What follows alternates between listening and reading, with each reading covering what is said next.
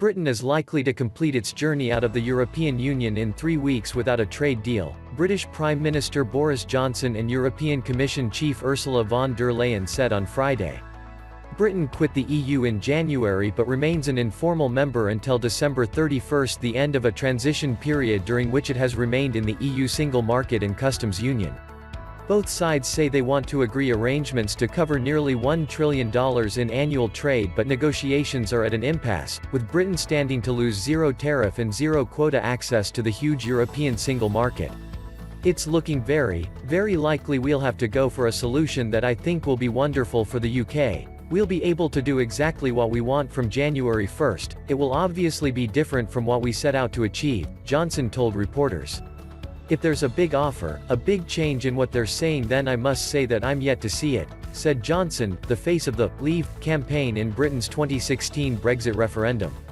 Von der Leyen was quoted by an EU official as telling leaders of the bloc's 27 member states attending a summit in Brussels on Friday that prospects for a deal had worsened. The probability of a no deal is higher than of a deal, the official said on condition of anonymity.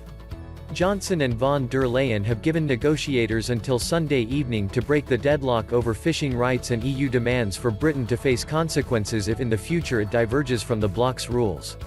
Johnson must decide whether the deal on offer is worth taking or the future freedom and domestic political benefits afforded by leaving without one outweigh the economic costs. A Brexit without a trade deal would damage the economies of Europe, send shockwaves through financial markets, snarl borders and sow chaos through the delicate supply chains which stretch across Europe and beyond. No deal. As EU leaders lined up to warn of the failure of talks, investors started to price in the risk of a chaotic finale to the 5-year Brexit crisis. British stocks fell, Eurozone government bond yields fell and sterling fell about 1% against the dollar and euro. Italian Prime Minister Giuseppe Conte said there were still fundamental issues unresolved in the trade talks. Time is running out and we need to prepare for a hard Brexit, he said, referring to an abrupt rupture in trade arrangements.